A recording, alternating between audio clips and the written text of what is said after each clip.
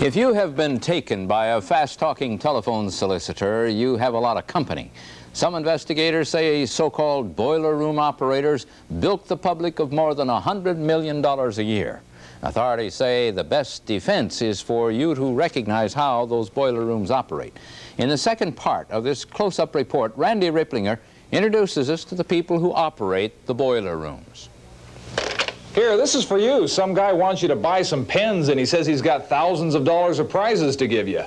Well, these are Papermates, not pens. I'll do this. I'll send you 100 of them for $139. If you love the prize and the Papermates, we'll leave it up to you to get back to us for the other 150 that we have on the shelf. And if you want to buy, he'll send the package COD. Honeycutt, the mailman might not take a check. Keep that in mind. He might demand a money order or cash, and expect it in a few days, because I'm rushing it right back out to you, because you're one of the few award winners that we haven't heard from yet. Why a money order instead of a check? You might decide to cancel your check when you open the package and find out what you really got. A cashier's check or a money order is as good as cash in the boiler room bank. Of course, if you aren't cooperative, he might try intimidating you. Walker, are you a Negro? No, I am not. Because you sound like one. Do you want... I can't say I'm... Do you want me to give your prize to a Jew? I don't care who you give it to. And if that doesn't work, he'll at least send you away insulted. Can I tell you something? I think you're an ass.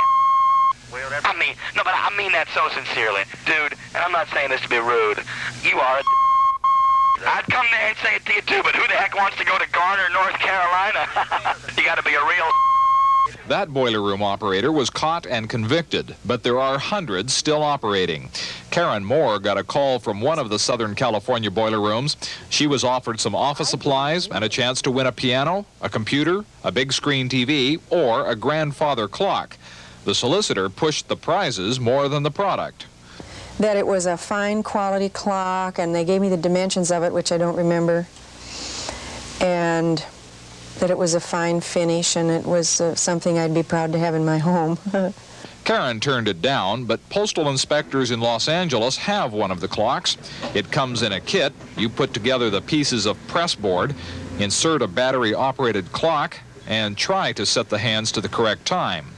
But the prizes, the pitch, and the products will change frequently. The product is merely a medium for the fraud. People don't understand that. They think that, oh, it's all advertising specialties. They're all toner and paper pirates and business supplies, or all vitamins, which is big right now.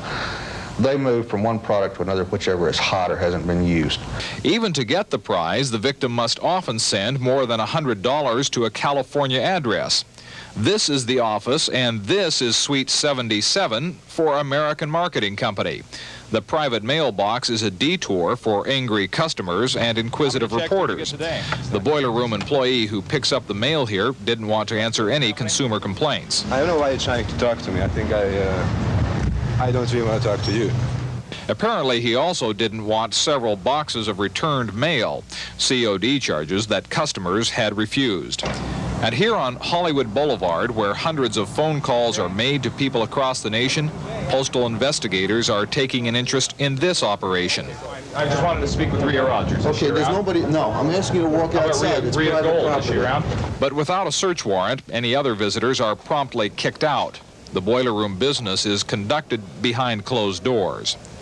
So who are these people? Who finances the operation? Postal inspectors have files on some 350 operators in the Los Angeles area alone. Many, they say, are recent Hungarian immigrants. But here's a Bela Istvan Marco. Bela Marco was murdered, so he's no longer around. The man was killed in a family squabble. Many of the boiler room operators are related, which helps perpetuate the business if one family member gets caught. And they have other ties. We feel that several of the bigger operators around here have had ties in Las Vegas. We just know that they have frequent contacts with Las Vegas. They make a lot of trips to Las Vegas, and some of them maintain bank accounts in Las Vegas. State and federal agents have been battling the boiler rooms for years now. So far, the boiler rooms are winning. In Southern California, Randy Ripplinger, Channel 2 News.